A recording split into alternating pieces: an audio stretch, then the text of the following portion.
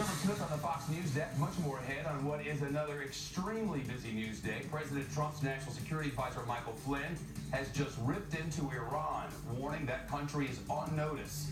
We'll explain what that might mean, plus the Senate holding a final vote to approve the president's Secretary of State nominee in Rex Tillerson, who will have to deal with Iran, among a host of other foreign policy issues. All of that and Beyonce's pregnant with twins. I'll see you in 17 minutes on Shepard Smith Reporter. President Trump heaping praise on Judge Neil Gorsuch, calling his qualifications beyond dispute and calling on Democrats to treat him with respect.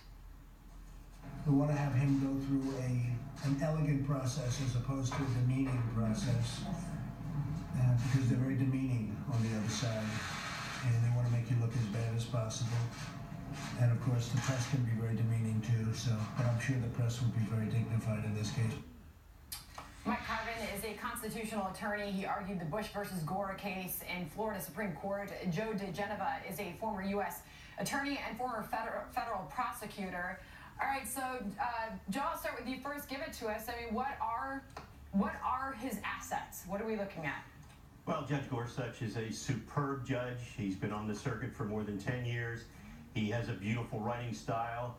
He's an intellectual. He's an originalist, which means he believes in interpreting the Constitution according to the intentions of the drafters. He's a textualist, which means he believes you read statutes to try and find out what they mean and not look to legislative history, which means absolutely nothing. He's young. He's 49, has a fabulous family. He's a great individual. Most importantly, he's a great legal thinker in the Scalia tradition.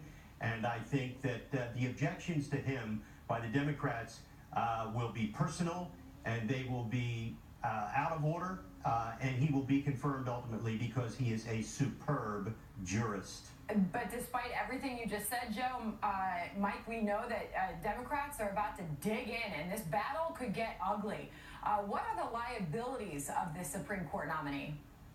He really doesn't have anything other than a Pavlovian response among the Senate Democrats to oppose anybody who, as Joe said, follows the rule of law rather than twisting the law to accomplish Democratic policy objectives.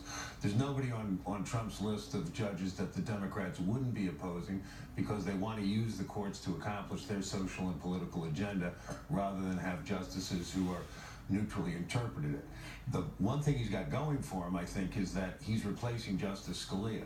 So the stakes are a lot smaller in this case than they will be for another vacancy by Justice Kennedy or Justice Ginsburg or somebody else.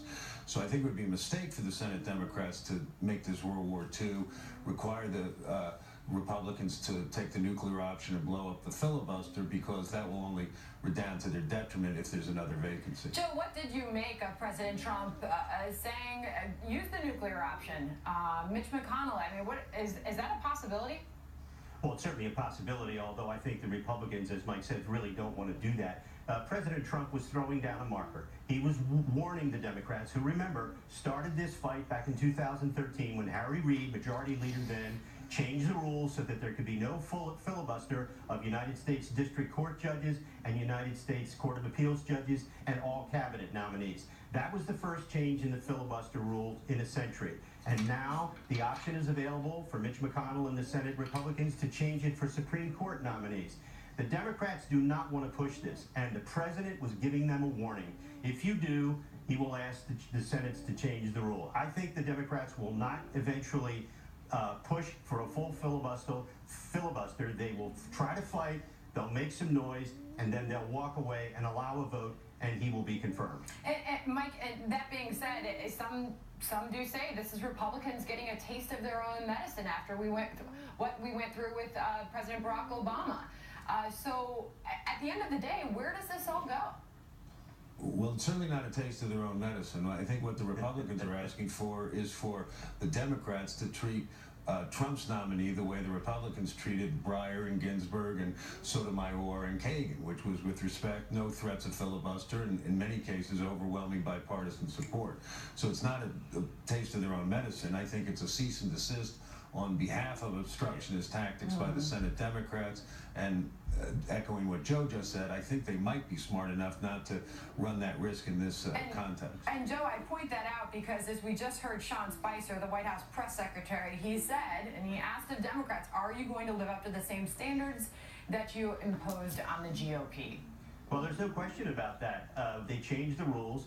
The Republicans have absolutely played by the rules. They did not allow a vote on Merrick Garland because for 80 years there has been no president that has nominated someone for the Supreme Court during a presidential election cycle. The Democrats are playing a very dangerous game. All of their obstructionist tactics, which are preventing the government agencies from functioning, for example, no Secretary of the Treasury, foreign markets, very upset about the fact that there is no Secretary of the Treasury. The Democrats are playing with United States currency, with the goodwill of the American people. If they continue this up, they are going to pay the same price in 2018 that they paid in 2016. There's part of me that just wants the Democrats to continue to do this so they can continue to inflict wounds on themselves, but it's not good for the country. All right, quite a battle brewing. Joe and Mike, thank you for being here.